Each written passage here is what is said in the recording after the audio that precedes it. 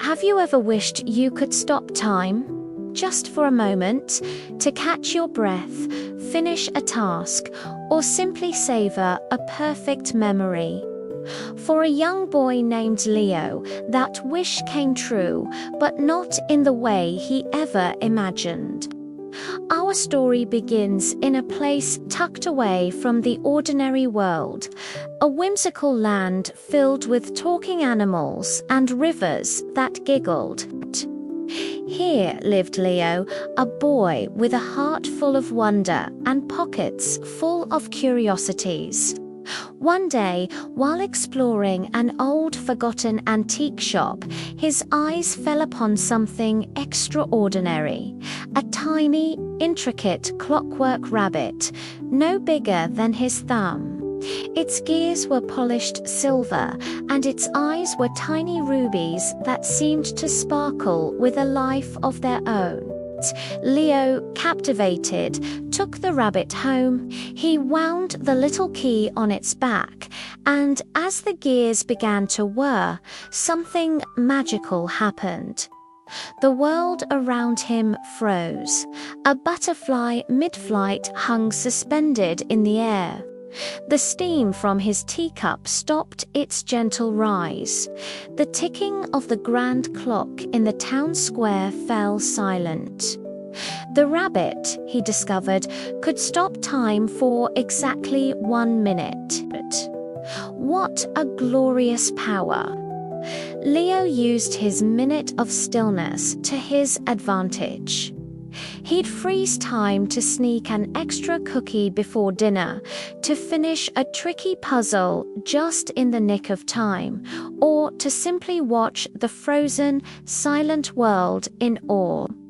He felt like the king of his own secret, silent kingdom. The clockwork rabbit became his most treasured possession, a secret he kept tucked away, a minute of magic just for him. But one fateful afternoon, a disaster of his own making struck. While showing off his rabbit to a skeptical squirrel, Leo wound it one turn to many. There was a sharp click, a shudder, and then nothing. The world didn't just stop for a minute. It froze completely. The giggling river turned to silent glass. The squirrel remained mid-chatter, its mouth agape. A chilling frost began to creep over everything, turning the vibrant colors of Wonderland into shades of pale blue and white. Panic seized Leo. He tried to wind the rabbit again, but the key wouldn't turn. He realized with dawning horror what had happened. His little rabbit was connected to the heart of this land, the great clock tower, the very thing that kept time flowing for everyone. By overwinding his toy, he had broken the mainspring of Wonderland itself. A wise old owl, the only one seemingly immune to the time freeze, but moving with agonizing slowness, explained the grave situation. If the great clock tower wasn't wound again before the final chime of its memory faded, the frost would consume everything, turning their magical world into a permanent, icy statue. The responsibility fell squarely on Leo's shoulders. He had to get to the tower and restart time. His journey was a race against a motionless clock. He ran through a world of silent, frozen moments. He climbed over statues of his friends. Their laughter and games paused indefinitely. Every step was a reminder of his mistake.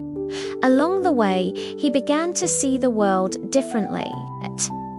He saw the beauty in the incomplete flutter of a hummingbird's wings, the grace in a droplet of water hanging from a leaf.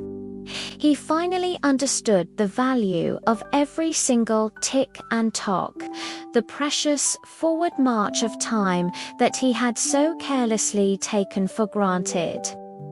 Finally, he reached the great clock tower inside. The giant silent gears were covered in a thick layer of ice. With all his might, using every ounce of his courage and regret, Leo began to climb. He chipped away the ice, his small hands working tirelessly to reach the enormous winding key. With a final, desperate heave, he turned it. There was a groan, then a shudder that shook the entire tower. A deep, resonant tock echoed through the silence, followed by a tick. The giant pendulum began to swing. Outside, the frost receded. The butterfly completed its flutter. The river began to giggle once more. Time, precious and beautiful, was moving again. Leo returned to his world, no longer a boy who wanted to stop time, but one who cherished every fleeting second. He learned that the true magic isn't in freezing a moment, but in living it fully, because every tick and every tock is a gift. Thanks for watching our little story today. If you enjoyed it, please give us a thumbs up and hit that subscribe button for more tales of wonder. See you next time.